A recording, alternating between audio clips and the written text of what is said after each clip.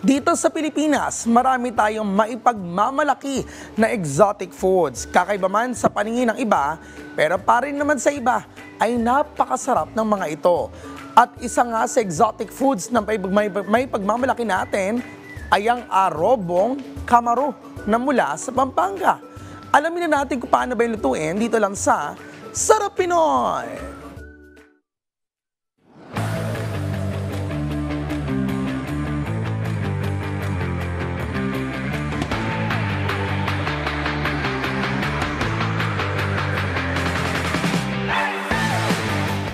Ang Pampanga ay isang lalawigan na tanyag hindi lamang dahil sa makasaysayang tanawin at mga tradisyonal na pagdiriwang nito. Ito rin ay tinaguriang culinary capital of the Philippines dahil sa masasarap at natatanging pagkain na kanilang ipinagmamalaki. At kung papasyal ka sa Pampanga, iba't ibang putahe na kakaiba naman ang iyong matitikman. Isa na nga dito ang Kapampangan's Pride at exotic food na arobong kamaro. Ito ay gawa sa isang uri ng insekto na kilala sa Ingles bilang mole crickets.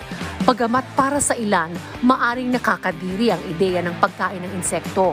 Pero para sa mga Kapampangan, ito ay nagpapakita ng kanilang pagkakakilanlan at pagpapahalaga sa kanilang kultura at tradisyon. Kaya naman ngayong umaga ay tuturuan tayo ni Ms. Elsa Yaput kung paano nga ba magluto ng malinamnam at kakaibang putahe na arobong kamaro dito lang sa Sarap Pinoy. So, ang unang-unang gagawin natin, painit natin ang ating pan. Dapat ipipirito muna natin siya para lumutong. Palutungin muna natin siya.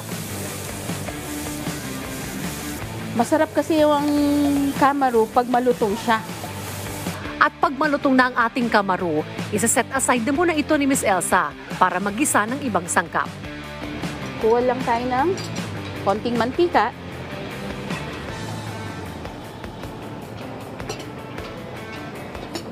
Sibuyas.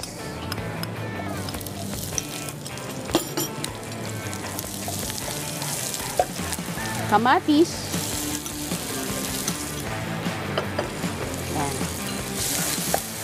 Gigisa lang natin ng mabuti. Sibuyas pa lang masarap na. Tapos, lagyan natin ng suka.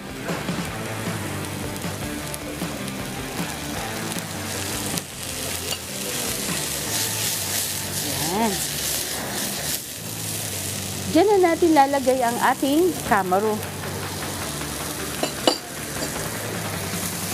Palutungin lang natin siya.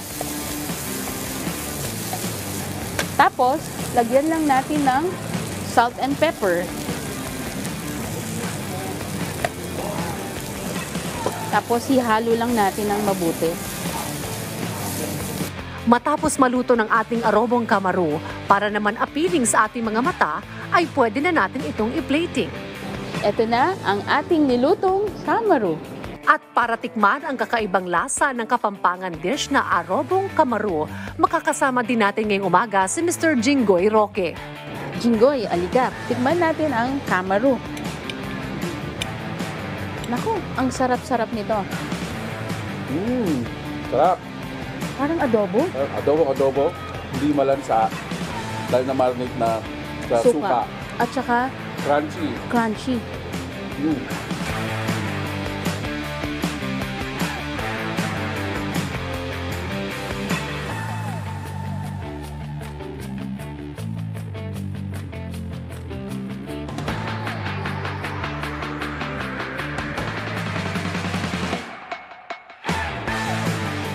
At yan ang exotic at Kapampangan dish na arobong kamaro. Panibagong putahe na naman ang masusubukan natin sa ating mga tahanan na perfect para sa mga gusto ng new experience. At may kung gusto naman kayong balikan sa episode natin ngayong umaga, maaari niyong bisitahin ang aming official social media accounts at Rise and Shine Pilipinas sa Facebook, YouTube at Instagram, habang RS Pilipinas naman sa TikTok at X. At muli ito ang Sarap Pinoy!